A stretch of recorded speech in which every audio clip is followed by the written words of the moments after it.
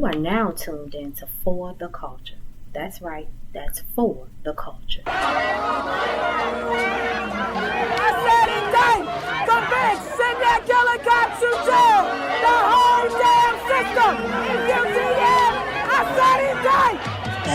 The soundtrack of the 60s is still within me. My heartbeat sound like feet marching. Call it lawless, but it don't offend me. Cause y'all rule just more tools to set against me. Feel me? Hey, Piggy, it's not Kermit. I'm never green enough to love you, but a leapfrog over every hurdle that you put in front me. And you can't trick me with your money. I'm forever underground on these tracks like Tubman. Who with me? I'm just a no good cotton picking. Where is Eli Whitney? Motherfucker should've never let me learn history. I set fire to this until it burned crispy. Peace. Good evening. I hope you've been having a good and productive Friday and a very successful week.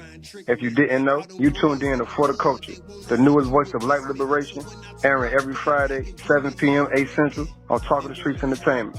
I'm your host, King Quent, a.k.a. Quent 100, a.k.a. Q Jones III, here again with my brother and comrade, Lord Serious, Hakeem Allah.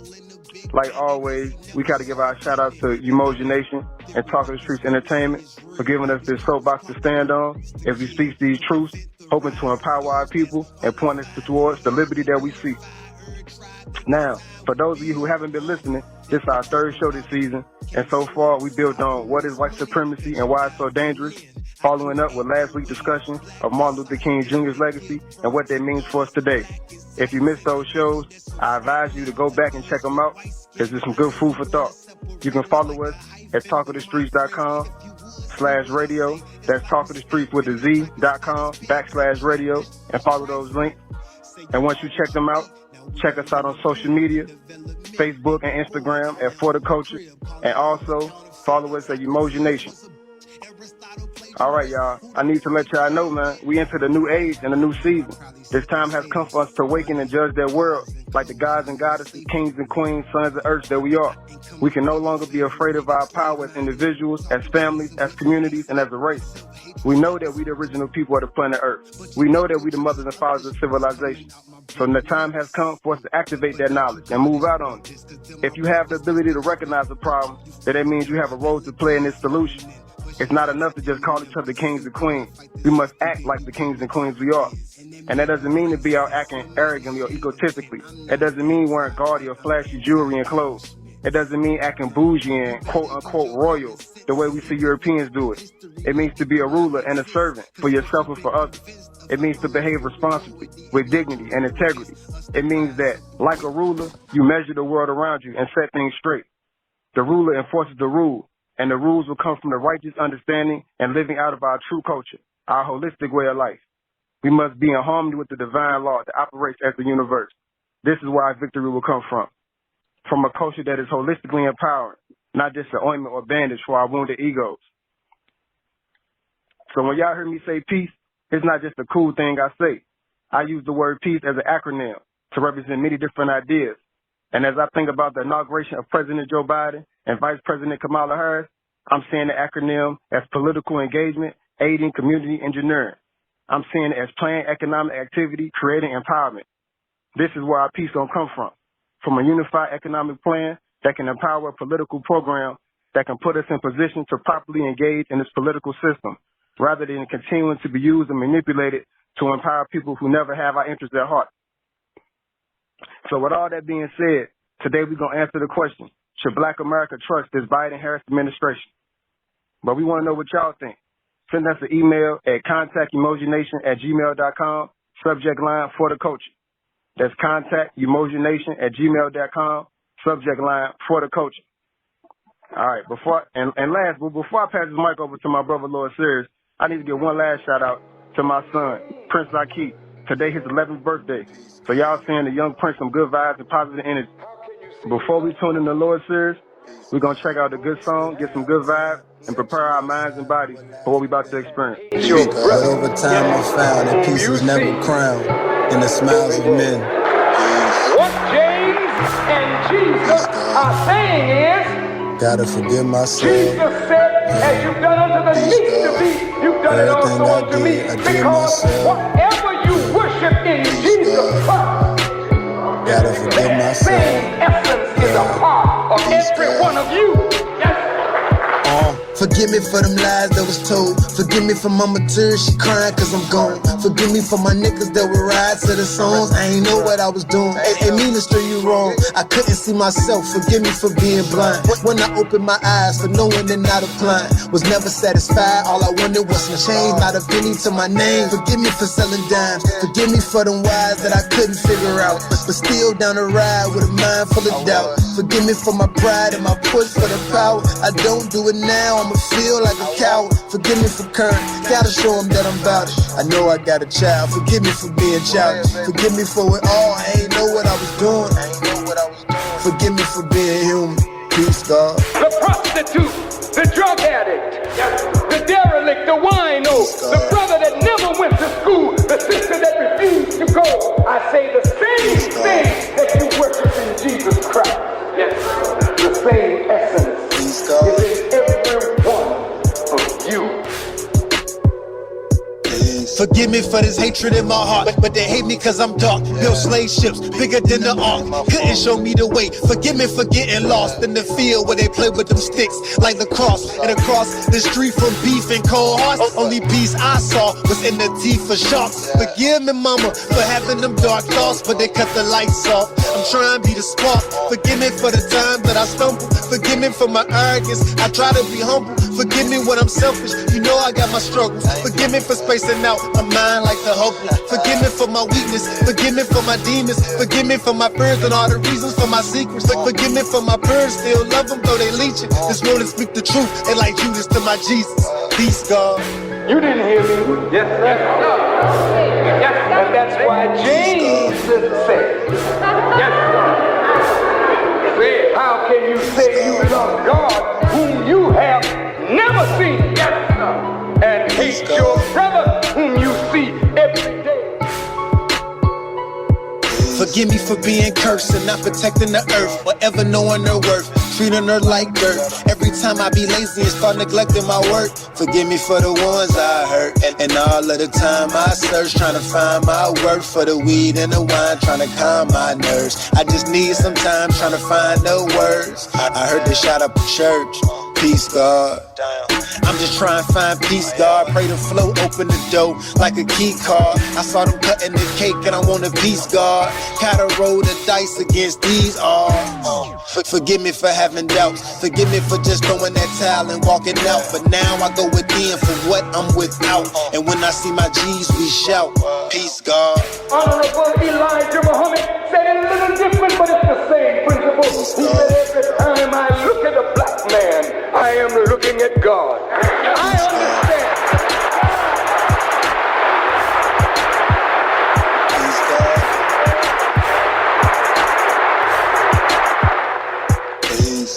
When I think of the pain she's felt, all alone, trying to pray for help, I blame myself.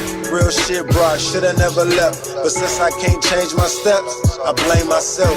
Things done to obtain the wealth, the lives we lost, the tears we wept. I blame myself.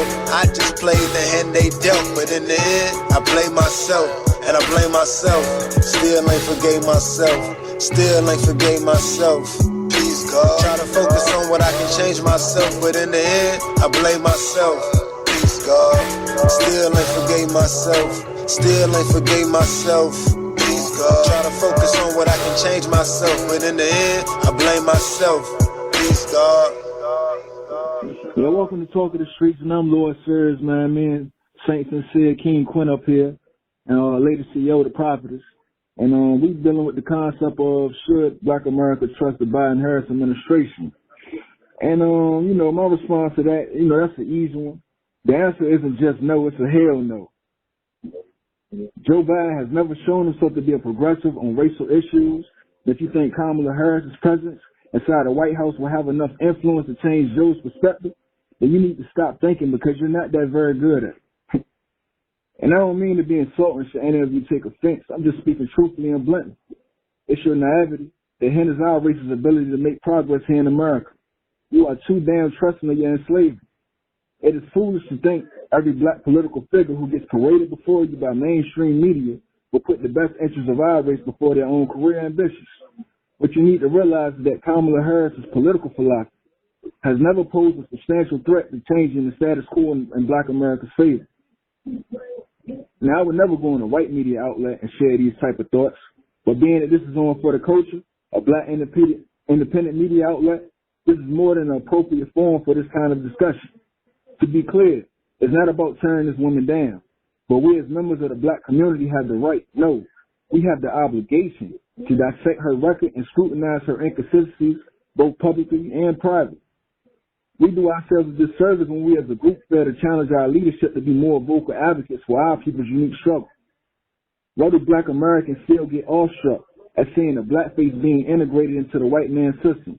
It's 2021, and some of you are still suffering from that old slave mentality. You are so easily impressed by tokenism.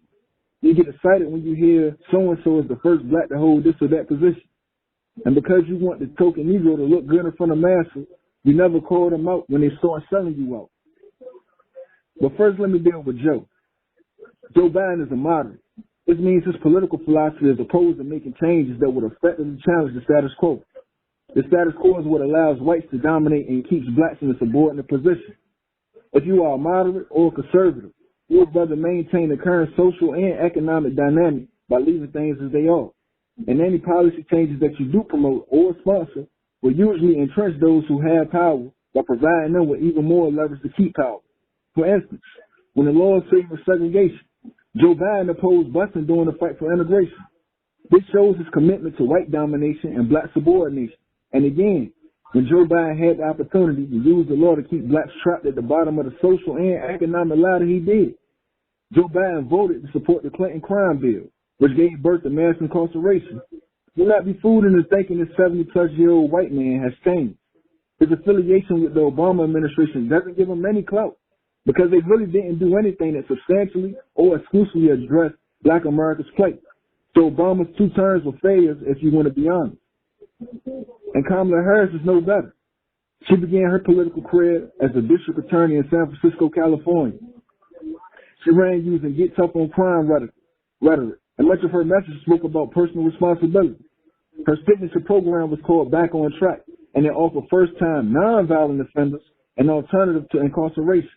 They had to plead guilty first and get a felony. But if they completed the program, their record would be expunged. That's not much of a lookout, in my opinion. As a DA, she declined to seek the death penalty, even in cases where a man was accused of killing a police officer. But before you give her kudos for that, I think I should point out her inconsistencies. As the Attorney General of California, this same woman, when given even more power and control within the system, became more moderate and conservative. She defended her state's use of the death penalty. And after the United States Supreme Court found California's overcrowded prisons to be unconstitutional, Kamala Harris's office argued that they needed to have these people in prison because they were essential to prison labor. Under Kamala Harris's leadership, the California Attorney General office supported mass incarceration and the enslavement of black men. And as a DA in San Francisco, her office wrongly convicted a man accused of murder by the name of Jamal Trulove. Mr. Trulove was adamant that he was innocent, and he had his case overturned when the appeals court found that Kamala's district attorney's office had subjected him to overzealous prosecution. Lastly, as a senator, Kamala Harris sponsored bills to deny heterosexuals the right to use gay panic or transgender panic as a defense. Basically, she feels that heterosexuals don't have the right to get angry and lash out violently should a gay or transgender person mislead them about their gender. So I guess according to Kamala Harris, we have the right to be gay, but I don't have the right to be straight. Now let's analyze Kamala Harris on a more personal level. She is the daughter of immigrants. Her mother was from India and her father was from Jamaica. So when it comes to policy for minorities, who do you think she would aid more, Black Americans or those who immigrated to America and compete against Black Americans? Kamala Harris is married to a white man, and her white stepkids call her Mama, which sounds an awful lot like Mammy, which is a racial epithet white children use to degrade black women. So what is the real likelihood that this woman would challenge white privilege, white domination, and white supremacy when she has chosen to marry into it? Okay, y'all heard the guy. Should we trust them people? Hell nah. If you agree, then you thinking like me. But look, we gonna get some time. We gonna listen to some music, take in some tunes, and come back with our brother, Lord Serious, live on Talk of the Streetz Entertainment. Entertainment. It's for the culture. But I won't break and I won't fold. On my crown, nigga, I'm gon' roll. Fuck my foes, never sell my soul. I hold it down 2 feet 10 toes. Until they murder me.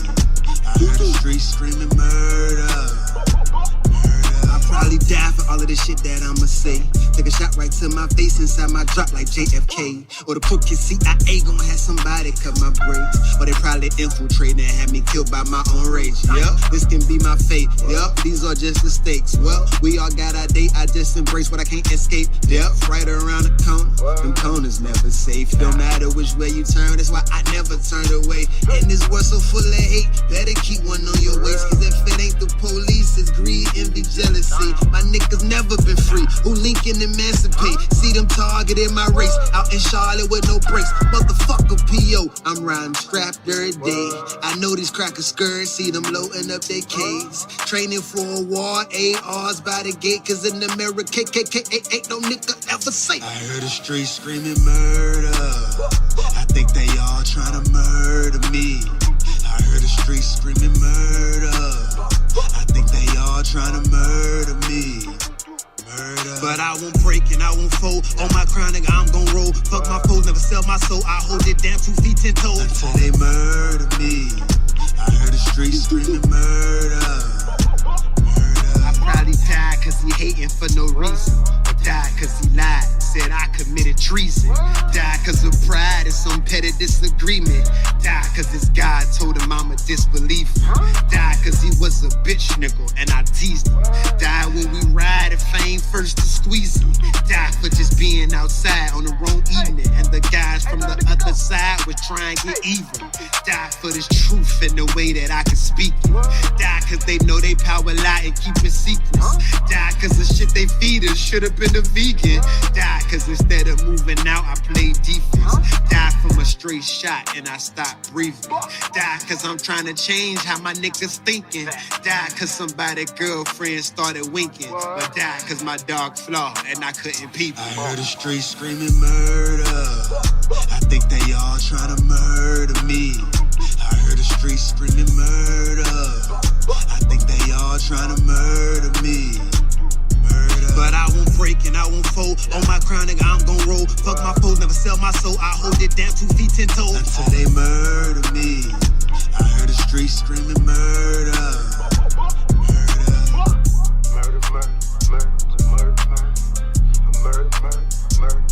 I don't in any way encourage black people to go out and initiate acts of aggression indiscriminately against whites.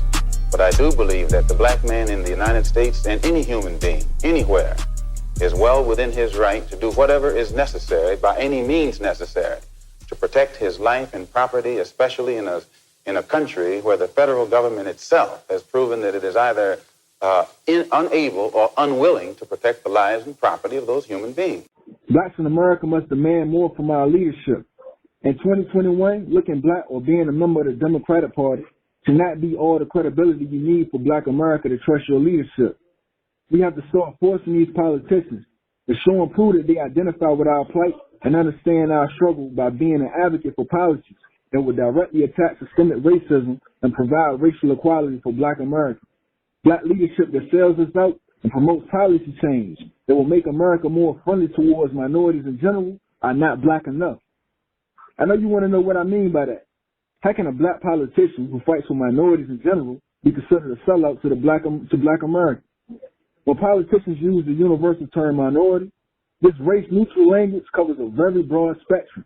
Included in the minority demographic are blacks, Hispanics or Latinos, LGBTQ, Jews, Native Americans, and women of all races. I ask you, how many times have you heard Jewish leadership in the Anti-Defamation League speak out against people who are prejudiced and biased against our race and who tell us to get over slavery, which is one of the black holocausts we had to endure? How many times have you seen the LGBTQ community organize a demonstration to speak out against discrimination against blacks? The LGBTQ community is quick to try to draw a comparison between racial discrimination and sexual orientation discrimination, but they don't even stand up for them sisters in the WNBA when they need help. How many times have you witnessed the Me Too movement or the Time's Up movement speak out against police killing unarmed black women? The answer for all these is zero. You never hear any of these other groups or their leadership fighting for blacks to receive racial equality here in America or abroad. So why are black leaders required to do what others don't? Why must black leadership include all of these other groups when fighting for policy change that will help black people? Tell me how many LGBTQ people were kidnapped and brought to America against their will? None. How many Jews did America strip of their culture and their heritage? None. How many white women had to watch their husbands get lynched due to the color of their skin? None.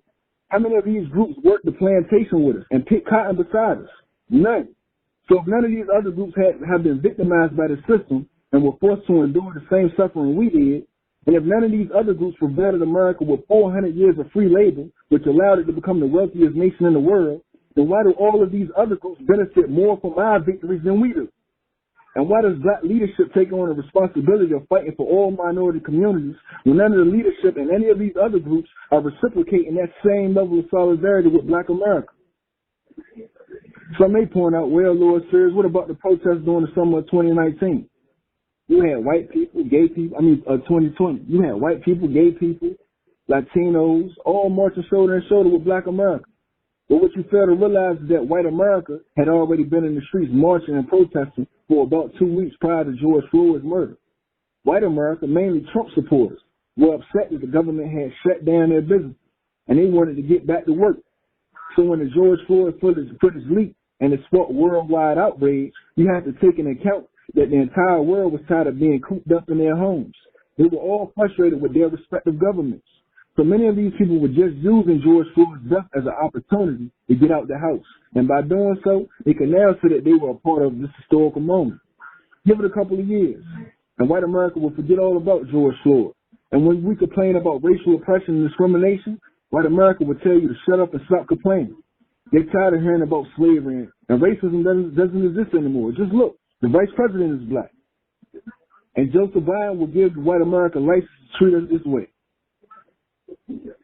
It was the black vote that got them elected. Democrats cannot win without getting 90% of the black vote. They need us. It's not the black Americans who need them.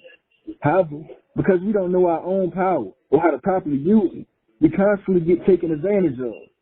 It was black America who pressured Joe Biden and Susan Kamala Harris as his running mate. We gave him the ultimatum to make a black woman his VP or else we walk. And he got the better of us by picking a black woman who would put black America on the back burner again. He knew he couldn't choose the mayor of Atlanta, Keisha Lance Bottoms, or Stacey Abrams, because they're both too black for Joe Biden to get along with. Those women are two descendants of America's slaves, and they're not seeking to be accepted by white America. They would have entered that White House with an agenda to get us some real black justice and some real racial equality for a change. But not Kamala Harris. She's not of that same stock or caliber. Kamala Harris is the type of politician who openly seeks white acceptance, and she will accommodate and capitulate to please white America when it's at our expense. In my opinion, Joe Biden is just as racist as Donald Trump. He's just better at hiding. You will see, Biden is using Harris to keep black America in his back pocket. He will make Kamala Harris the face of his immigration policy. Joe Biden intends on keeping his word to the immigrants. The Latinos, Asians, and Indians, they all will reap the benefits of being provided access to education, job training, housing, and tax breaks. And under the Bidenharris administration, black America will get what's left over. Instead of providing black America with the education and job training needed to fill the job vacancies in the technology sector, white America prefers to bring in middle-class, college-educated immigrants into this country to fill those vacancies. If any group is entitled to job training and education, it will make their group more competitive in this economic market. Shouldn't it be the group who has invested the most time and energy in building this economy? The only leadership black America should trust is the leadership that is willing to stand up for our race and fight for what we deserve. Black Americans have worked for free in this country for 400 years. We are owed some back pay, overtime, time and a half, and bonuses. But I'm not looking for a handout. I'm saying black America deserves a chance to compete. We have a right to receive an education that will teach black people how to become self-sufficient as a people.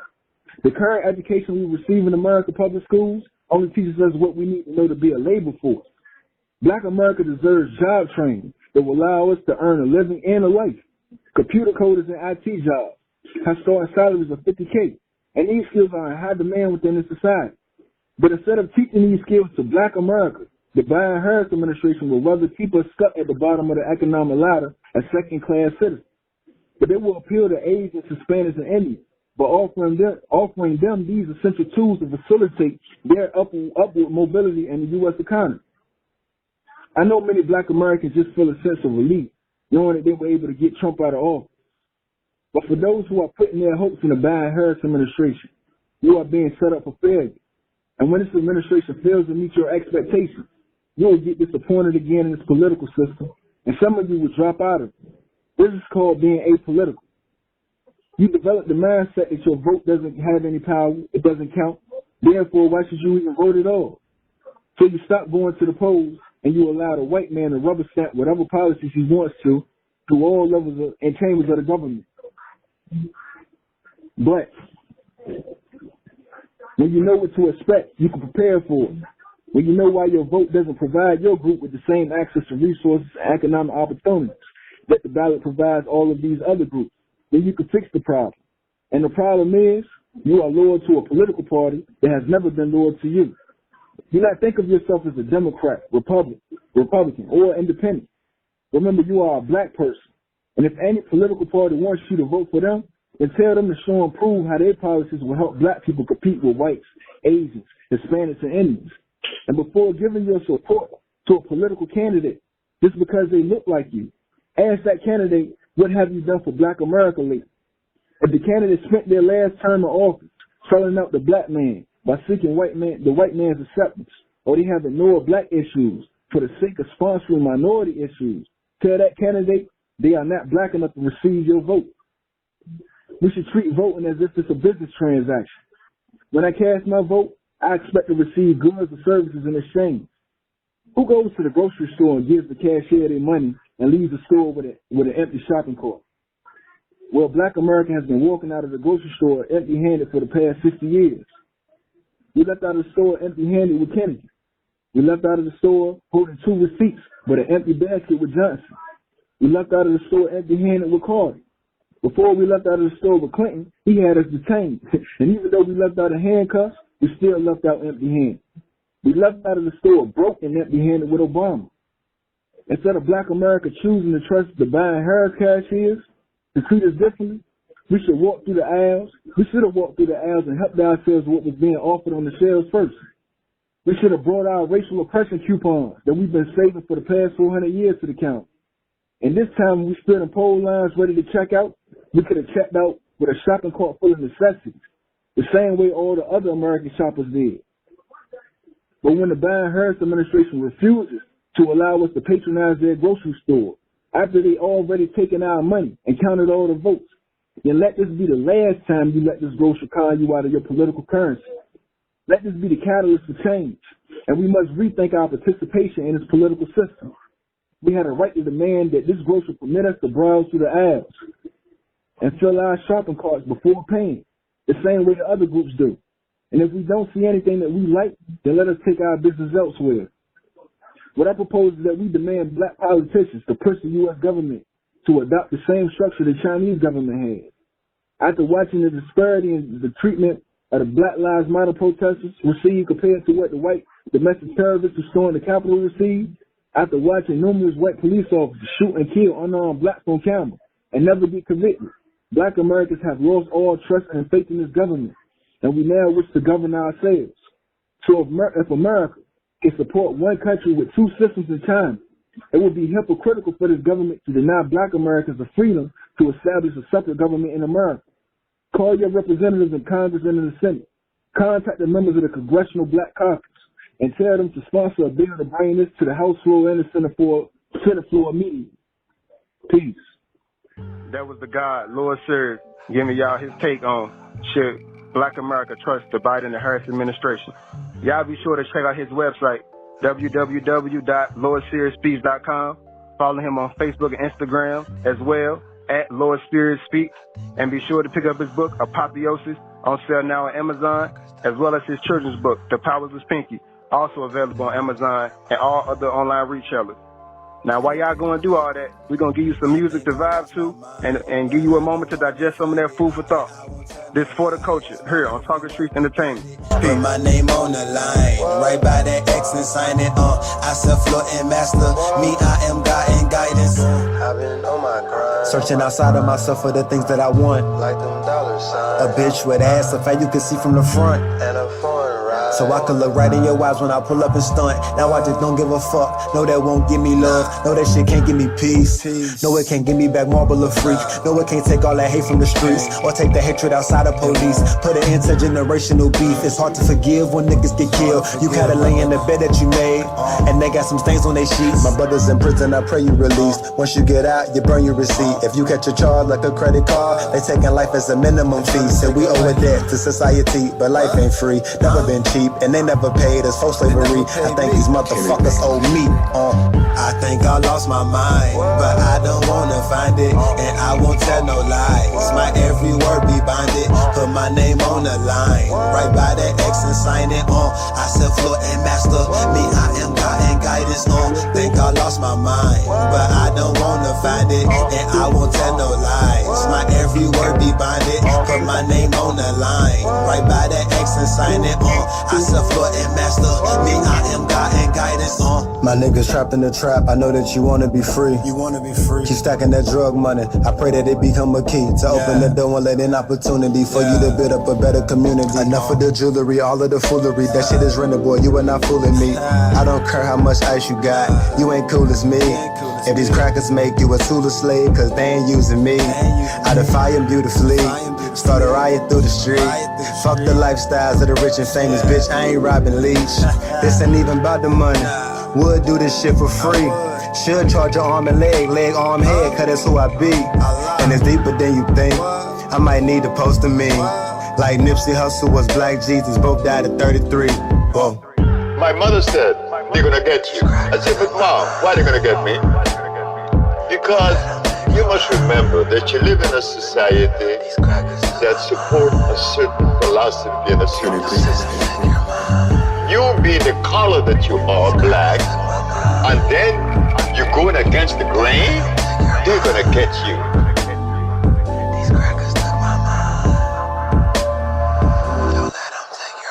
Remember, I ain't had nobody, couldn't call nobody. Was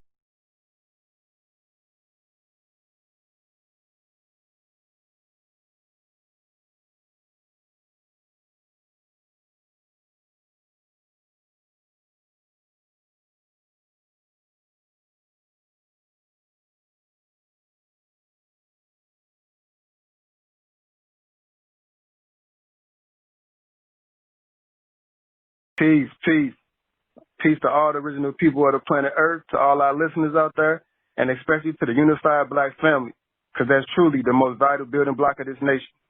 Y'all know me, King Quent, and this is my take on should we trust the Bidenharris administration. I feel just like my brother did. Hell nah. No, and hell to the no. But honestly, in my opinion, we shouldn't trust any presidential administration. I mean, why would we? My brother Reborn always say trust is earned. And in approximately 245 years since America's founding, what has any administration done to really earn our trust? Even the Lincoln administration, the so-called champion for black people, only emancipated us from slavery to preserve the Union. Before that, Lincoln advocated sending us back to Africa because the Negro problem was causing too much trouble for the country.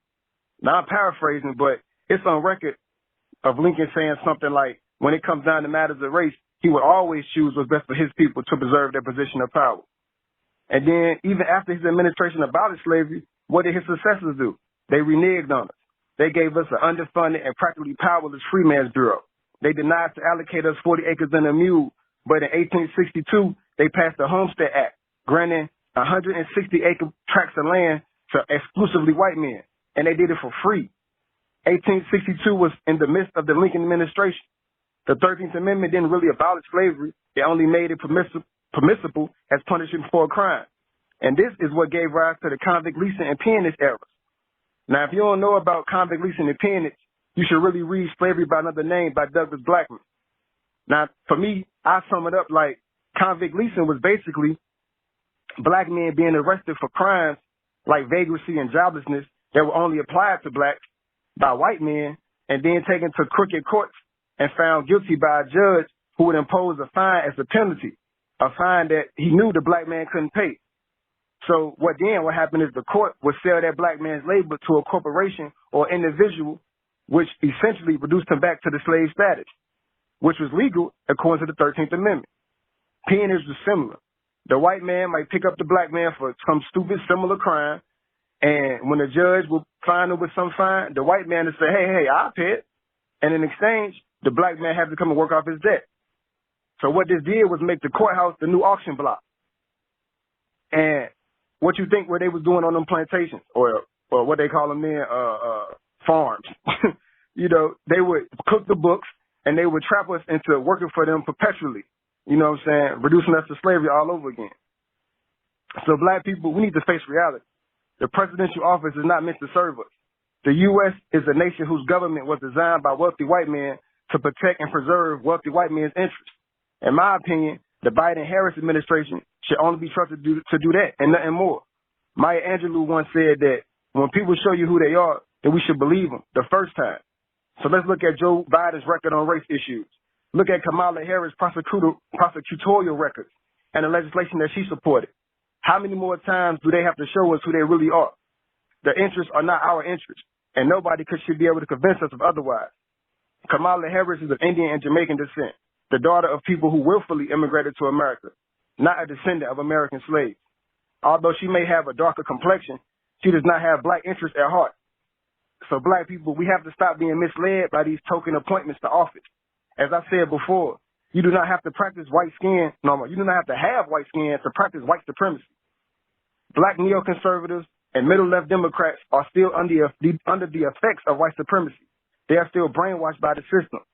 The longer that we fail to recognize and accept this about our so-called leadership, the longer we're going to remain powerless as a people. Kamala Harris made a point of attacking Biden's stance on integration and busing during those debates, speaking proudly of her role as a second-generation student to integrate her schools. But I wonder why she didn't bring up the fact that school integration has actually failed. No matter Republican or Democrat administration, due to district zoning and other social factors, most public schools are now just as segregated as they were then. And it is the predominantly black schools that still suffer from this arrangement. Separate and unequal is still the perfect way to describe the school system in America. So what's Kamala's plan to help that, other than to make the schools more white? Now, when it comes to Joe Biden, I'm going to be frank. I'm not quick to trust all white men. I'm willing to admit that when I think about a 74-year-old white male politician, I'm supremely skeptical about anything he said when it comes to black people. I mean, when I think about it, if you in your 70s, you was born in the 50s. You was in college or early adulthood during the civil rights era. So I asked him, where are Biden's picture Martin Luther King? If he wasn't marching with King, what was he doing? And even more to the point, a white man born in the 50s would have had parents and grandparents that were straight up racist. And they would have had taught their kids that implicit bias. It would be so ingrained within them that 70 years later, even after serving as the vice president for America's first black president, that white man might say something like, poor kids are just as bright and talented as white kids. Which I don't know if you know, but those was Biden's exact words at an Iowa town hall last year. Now that statement for me shows two things. It showed that Biden, well, for Biden, black is synonymous with poor and dumb, and that white is aligned with smart and wealthy. And I don't know if y'all know, but that's white supremacy 101. Just because he worked under a black man doesn't mean that he's not a racist. White men have always been impressed by exceptional blacks. Frederick Douglass, working for the Johnson and Grant administrations, didn't stop the federal government from withdrawing their troops from the racist and resentful South after the Civil War. Booker T. Washington eating dinner with Teddy Roosevelt at the White House didn't put an end to Jim Crow segregation. So Joe Biden serving under Obama and having a black female vice president does not change the fact that he supported segregation and championed Clinton's tough on crime bill that led to the mass incarceration of black and brown bodies. So really, for me, the choice between Trump and Biden was only a choice between two different types of racism, one overt and one covert. Two old white men don't ever represent me or my interests. The only difference is Trump racism is blatant, while Biden's is more hidden. I would personally rather deal with a Trump, deal with it up front, so I can know what I'm dealing with. I'd rather have left Trump in office so we could all be continually forced to deal with our reality. But black people turned out en masse to elect Biden. I only demand then that he select a black female vice president. But look who he chose. He didn't choose Keisha Lance Bottoms. He chose a get along politician who, as the DA, has a record of harsh prosecution against black men. So, my people, at this point, it's all on us. These politicians have been using us for decades, but we continue to let them, especially the Democratic Party. They count on our blind faith and unquestionable loyalty to their party, even though they've done nothing to earn it. It was Clinton, a Democrat, that came up with the legislation that we're still dealing with today. So what do we really expect at this point? We talking about trusting them. Trusting them to do what? We gave them our vote, but what do we demand of them? What responsibilities do they have that we can hold them accountable for? People condemn Ice Cube when he went and met with Trump and Biden, seeking to get a commitment for our people, something that we can hold them accountable to. But this is the exact type of politics that we need. We need special interest politics. We have to recognize our power, because obviously they do. Black voter turnout has been a determining factor in the last 4 elections. Yet, what has really changed for us? As far as I'm concerned, after the racial unrest last summer and this COVID-19 pandemic still affecting the world, all we can trust the Bidenharris administration to do is stick to their damage control strip. President Biden will make some symbolic token appointments to his cabinet to show his commitment to minority groups. Kamala Harris will do a round of media shows and interviews where she's going to tell stories from her childhood, express her frustration as a person of color, speak about the hope for the future she represents, and try to become more black in our eyes. I wouldn't be surprised if you talk about her. They're going to continue to pacify the masses with stimulus checks and handouts while giving large financial endowments and government assistance to major corporations and businesses. They're going to double down on their drive to get black people to put faith in the vaccine through the usage of pop culture celebrities and other prominent blacks, especially black scientists. And, of course, they're going to condemn the Republican Party and their unwillingness to reach across the aisle, even though they got the majority in the House and the Senate. And that's going to be the blame for not passing any substantial legislation that can help us. And while all of this is going on, they're going to be dealing with the threat of an impending civil war with these Trump supporters. So, to me, more than worry about if we can trust them, which, once again, we cannot, we need to ask ourselves, can we trust ourselves? Or when will we trust ourselves? The American government is in a transitional phase. And if we are to emerge victorious at the end of all of this, we need unity. Unity for power, unity for peace, and unity for protection. Politics concerns itself with the management and distribution of power. And so when we say unity for power, we are talking about a political philosophy that acknowledges collective action, solidarity, and institution-building enterprises as a practical method for us to harness and exercise our power in a way that further empowers us. We are past the point of trusting others to be ethical and moral when dealing with us. It is time that we form our own political party, financed by our own collective economic programs, and demand our respect. As Garvey once said, power is the only argument that satisfies man. But, fortunately for us, Emoji Nation is developing this exact thing, the Third World Nationalist Tribal Party, or TNT Party for short. As a nationalist party, it will not seek to make its goals the election of a president or even putting more politicians on the ballot, even though we're not against it. But the TNT Party will focus on organization and education of grassroots activity on every level, from local, state, national to international. The aims, goals, and objectives of the TNT Party can be summarized as thus. 1, the liberation of the third world from the oppression of white supremacy. 2, the advancement and development of independent third world nations and other impoverished communities through conducting a worldwide commercial, industrial, and technological business for the good of our people.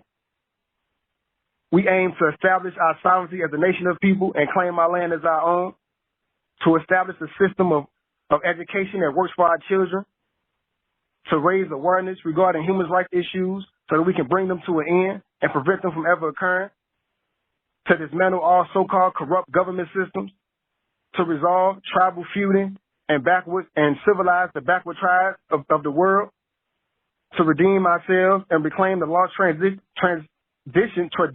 of our ancestors, to establish our own separate and independent government, which will represent our culture, ideals, and the will of our people. And lastly, we want unity to design a political policy and program that will lead us away from tribalism and into transnationalism.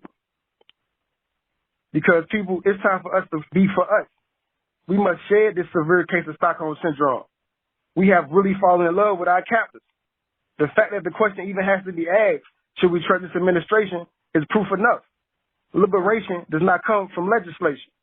The laws of this country will always be in favor of the wealthy and powerful because it is they who have the influence to sway the politicians, rather through funding their campaigns, funding the research groups, foundations, and think tanks that inform the policies, or through media propaganda that sways and guides the public consciousness.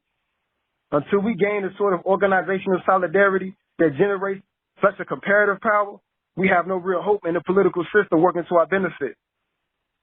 So, for those of us who might not want to form a separate government, who wants to make America into the land of milk and honey that it could be, your goal, too, must be the development of such type of power.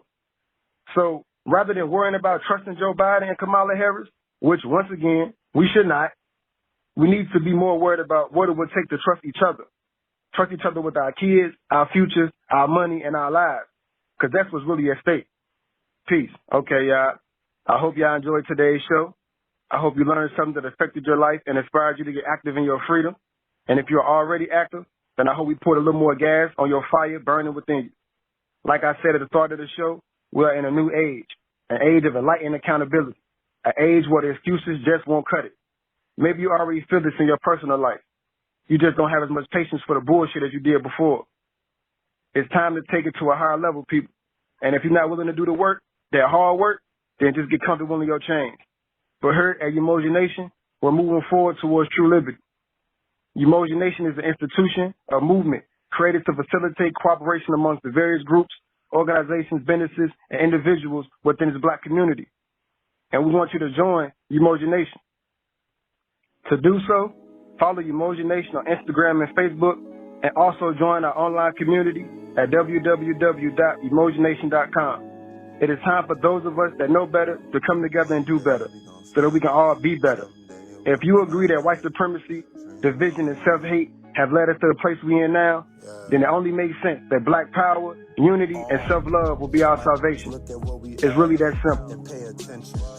So once again, you've been listening to For the Culture on Talk to Streetz Entertainment. Catch us next week, same time, same place. And remember, perceive everything as causing enlightenment. Peace. The devil let your heal, trying to steal every blessing. Know that make you sick while you keep taking pills that don't ever really heal. See the world starving, I'm just trying to make a meal. Felt like I owe a debt, seen whole stack of bills. When they buried the prince, made an underground king. It's never seen trill. The wealth of Africa made Whitey rich when he hacked it up. Don't believe me, Google back it up. That little money we see, it's just a fraction of everything snatched from us. Can't even add it up.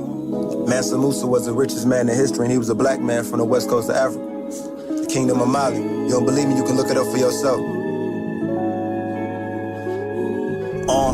Would you live for them people you would die for? When they caught Pac, it was 5 through the side door. Fast forward, now it's Nipsey at the store. Death by your own kind, cause the wise will disguise war.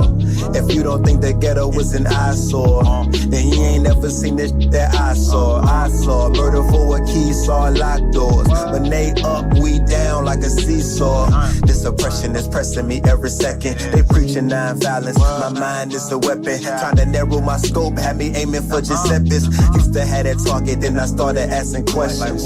Like what is God? What is my essence? If this is hell, then what is heaven? Who the real enemy and where my Mac 11? Start talking like that, they depart from your presence. I'm just trying to get some leverage, but first I gotta get my shit together. Battle the effects of what I've been subjected to, cause as kids we grew off the food they fed us. Food for thought, bunch of lies we ingested. Oh, Columbus didn't know where he was headed. That's misdirection, miseducation. When given to a king, turn his prince to a peasant.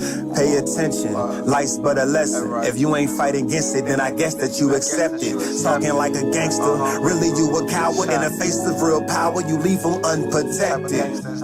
All praise to my ancestors. Think about them when I start second guessing. And now I'm calling on my brethren to pick up weapons and come help us. I am Malens, and I come from the richest country in the world. It is located in the richest continent in the world, in the west of the richest continent. The country is called Sierra Leone. On the surface, we are blessed with infinite beauty and abundance of flora and fauna, producing the most exquisite harvest of coffee, cocoa, fruits, vegetables, and culture. You name it, we've got it. We also have diverse wildlife and vast marine resources. Waterfalls and rivers that run into the most beautiful beaches. The land is golden, literally, a true paradise. Which, of course, is inhabited by the most beautiful souls.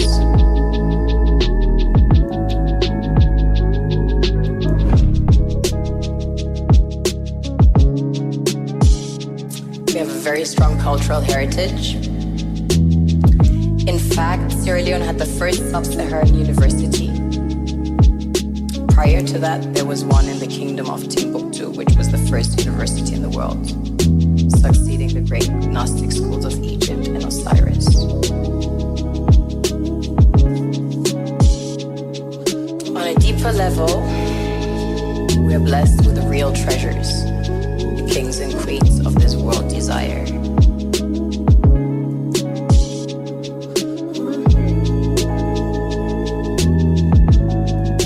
This was the largest alluvial diamond ever found. It weighs almost 1,000 carats, 969 to be precise.